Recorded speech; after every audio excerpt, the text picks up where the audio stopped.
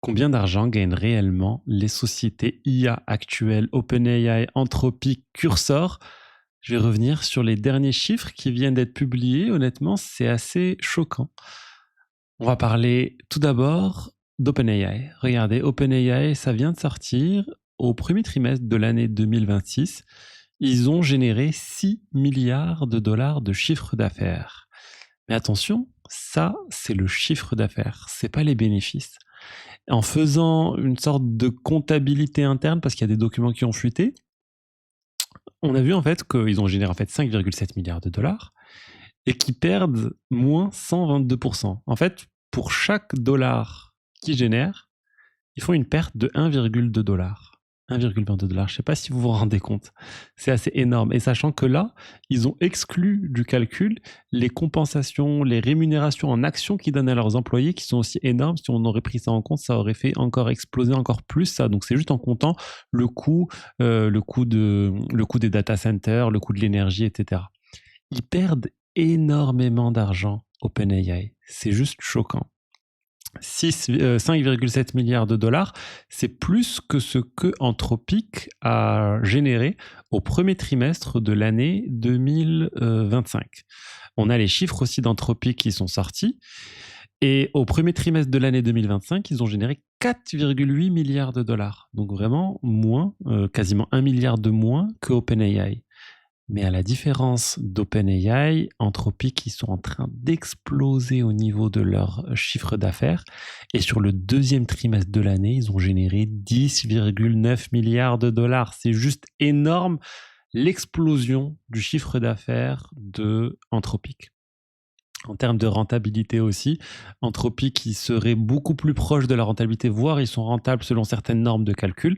Mais attention, on n'a pas encore les chiffres exacts vu que tout simplement, elles sont pas encore cotées ces sociétés, donc il n'y a pas encore toutes ces informations qui sont publiques. Mais vraiment pour OpenAI, c'est un peu compliqué parce que la croissance d'OpenAI n'est vraiment pas au niveau de la croissance d'Anthropic. Déjà, OpenAI, en fait, ils sont surtout présents au niveau du grand public et la croissance de ChatGPT, qui est leur outil phare, n'est plus n'est plus au même niveau qu'avant. Déjà, ils s'attendaient à avoir 1 milliard d'utilisateurs hebdomadaires en 2025. Ils n'ont toujours pas atteint cette cible. Ils sont à 900 millions là sur le premier trimestre. Donc clairement, ça a baissé. Et même en février, ils étaient à 920 millions. Donc ça veut dire qu'il y a clairement eu un problème en janvier ou en mars. Mais en tout cas, le nombre d'utilisateurs hebdomadaires de ChatGPT n'augmente plus. Il n'y a plus de croissance, en fait, tout simplement. Et ça, c'est problématique. Et OpenAI, en fait, ils arrivent à générer leur chiffre d'affaires en grande partie grâce aux abonnements. ChatGPT, ils visent le grand public principalement et avec en fait 6% à peu près de la base des utilisateurs, des 905 millions, qui ont un abonnement payant à ChatGPT. Donc c'est à peine 55 millions d'utilisateurs. Vous remarquerez, voilà, plus de 90% des utilisateurs d'OpenAI, de ChatGPT ne payent pas. On est sur un modèle freemium, clairement. Alors que Claude, ils sont quand même plus positionnés avec Claude Code sur les entreprises qui les payent, les développeurs qui dépensent tellement d'argent. Salesforce, je l'ai déjà dit, ils dépensent 300 millions de dollars par an en API Anthropic, donc ils payent beaucoup en fait d'argent. Il y a plein d'entreprises qui font la même chose. OpenAI, ils n'ont pas encore passé le cap. Et OpenAI, sur les 6% qui payent, il y en a pas mal qui payent des abonnements pas chers à ChatGPT, les abonnements 5 dollars ou 8 dollars par mois. Donc vraiment, OpenAI a un problème de rentabilité. Clairement, ils génèrent pas assez d'argent. Et limite, plus d'argent ils génèrent, plus ils perdent de l'argent. Donc il y a un problème. Ça peut pas tenir. Et certains disent que c'est pour ça que OpenAI veut vite faire une introduction en bourse parce qu'ils vont avoir de plus en plus de mal à lever des fonds sur le marché privé, alors que sur le marché public, potentiellement, il y a pas mal de gens qui veulent justement s'exposer à tout ça. Ils pourront lever encore, je sais pas, 50 milliards de dollars ou je sais pas combien sur le marché public et ils veulent y arriver avant Anthropic pour pas souffrir de la comparaison avec Anthropic. Et un autre acteur dont on parle moins, c'est Cursor. Cursor, vous savez, le précurseur du code développé avec l'IA, qui pour moi a été dépassé par Claude Code, mais qui continue quand même. Cursor, ils ont une approche différente. C'est plus un IDE, donc c'est vraiment un outil graphique, on peut venir coder. Et Cursor, ils sont sur un rythme de 3 milliards de dollars de revenus par an. Donc c'est bien plus petit que Anthropic et OpenAI, mais c'est quand même pas mal. Et je pense que SpaceX va aller au bout de l'acquisition. Ils ont le droit d'acheter Cursor pour 60 milliards de dollars et ils vont sûrement le faire parce que voilà, ils auront une bonne base de clients pour continuer à développer les outils. Et leur dernier modèle, la Composer 2.5, il est vraiment bien, il est pas cher, donc ils ont vraiment, je pense, un bon outil qui pour continuer de développer et chercher des clients et prendre des parts de marché Anthropic et OpenAI. Et surtout, le marché est tellement grand qu'il y a plein de personnes qui n'utilisent même pas encore ce type d'outil. En termes de revenus, pour moi, on a clairement Anthropic numéro 1. Anthropic, je pense que c'est une société qui aura une meilleure valorisation qu'OpenAI lors de son introduction en bourse.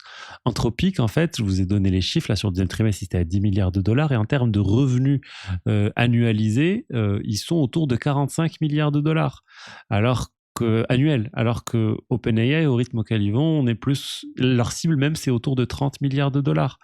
On verra, ils vont peut-être faire plus, mais vous voyez l'idée, c'est que Anthropic a clairement est sur le point de dépasser, et je pense si on avait les chiffres d'OpenAI au deuxième trimestre, on aurait vu que Anthropic a dépassé OpenAI.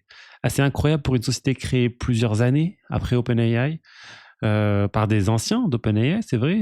Dario, il travaillait chez OpenAI avant. Et ils ont trouvé le bon business model, tandis que tout le monde était en train de développer des petits joujoux avec des images, Nano Banana, Sora et d'autres outils. Anthropic se sont concentrés sur le code, développer un modèle qui marche très bien pour le code. C'est là où il y a le plus d'argent à se faire actuellement. C'est là où les entreprises sont prêtes à payer des dizaines de milliers ou de dollars par an, par personne, par employé. Il y a des sociétés qui payent 10 000 dollars par personne. C'est assez énorme. Et je pense que ça va continuer et ils vont continuer à générer beaucoup d'argent. Alors bien sûr, il ne faut pas oublier Google, eux aussi, j'ai fait toute une vidéo dédiée sur Google, vous pourrez l'avoir sur ma chaîne avec les dernières annonces qu'ils ont réalisées. On a moins de chiffres sur Google, en fait, sur l'état de leurs finances, parce que c'est un peu regroupé au sein de Google Cloud, et Google Cloud, c'est encore plus gros. Mais bon, je pense qu'on aura peut-être plus de détails. Cursor, c'est le petit dernier. Avec SpaceX, pour moi, c'est vraiment le petit poussé dans l'IA, et ils sont en train de développer beaucoup de choses, et je pense qu'il y a moyen de prendre des parts de marché. SpaceX tout seul avec Grok, ils vont avoir beaucoup de mal. Avec Cursor, oui, ça peut marcher. Ça peut marcher parce que l'outil est quand même pas mal connu des développeurs. Alors, beaucoup de personnes, et moi le premier, ont migré de Cursor vers Claude et maintenant plus vers Codex. Je préfère Codex, ça marche très bien en ce moment et c'est moins cher, on va dire. 2 abonnements ChatGPT à 20 dollars, je trouve que c'est beaucoup mieux qu'un abonnement Anthropic Claude à 100 dollars par mois. C'est moins cher, ça marche bien. Je sais pas, vous utilisez quoi? Moi, je suis plus sur le modèle 5.3. En fait, au final, c'est le plus économique et ça fait des tâches, ça fait la plupart des tâches. Quand il y a besoin, je passe sur le 5.5 en mode high. Mais sinon, le 5.3 fonctionne quand même très très bien. Donc écoutez, beaucoup de choses se passent autour des IA. Et dites-moi en commentaire ce que vous en pensez, s'il y a des choses où vous souhaitez clarifier, si vous avez des questions, s'il y a une vidéo que je voulais que je fasse sur tel ou tel outil aussi, n'hésitez pas. Allez, je vous souhaite une bonne journée, un bon week-end et je vous dis à lundi pour la suite. Ciao, ciao.